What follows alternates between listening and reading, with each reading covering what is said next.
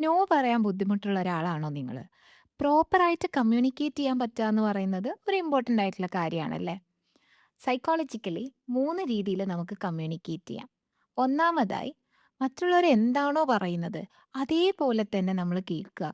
നമ്മൾ ഒട്ടും പ്രയോറിറ്റൈസ് ചെയ്യാതെ നമുക്ക് ഇഷ്ടമില്ലാത്ത കാര്യമാണെങ്കിൽ പോലും നമ്മൾ ചെയ്യുക. ബേസിക്കലി ഒരു പീപ്പിൾ പ്ലീസിങ് ബിഹേവിയർ ആണ്. രണ്ടാമതായി കുറച്ചൊരു അഗ്രസീവ് സ്റ്റൈലാണ്. ഓപ്പോസിറ്റ് പേഴ്സണെ ഹേർട്ട് ചെയ്യുന്ന രീതിയിലുള്ള വേർഡ്സും ആക്ഷൻസും ഒക്കെയാണ് അവിടെ ഉണ്ടാവുന്നത്. ഇനി മൂന്നാമതായി ഏറ്റവും ഇമ്പോർട്ടൻ്റ് ആയിട്ടുള്ള കാര്യം അസേർട്ടീവ്നെസ് എന്ന് പറയും. അസേർട്ടീവ് ആവണം എന്നൊക്കെ പറയുന്നത് നമ്മൾ കേട്ടിട്ടുണ്ടാവും.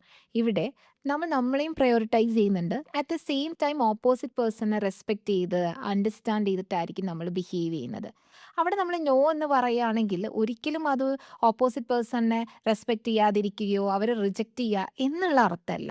ഇൻസ്റ്റെഡ് ഓഫ് നമ്മൾ കുറച്ചും കൂടെ നമുക്ക് വാല്യൂ കൊടുക്കുന്നത് കൊണ്ടാണ് നമ്മൾ അങ്ങനെ ബിഹേവ് ചെയ്യുന്നത്.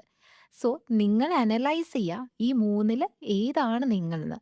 പീപ്പിൾ പ്ലീസിങ് ബിഹേവിയർ എന്ന് പറയുന്നത് ഒരിക്കലും ഗുഡ് അല്ല. ഇൻസ്റ്റെഡ് ഓഫ് ദാറ്റ് അസേർട്ടീവ് ആവുകയാണ് നമ്മൾ ചെയ്യേണ്ടത്. അപ്പോഴാണ് നമുക്കൊരു വാല്യൂ ഉണ്ടാവുന്നത്.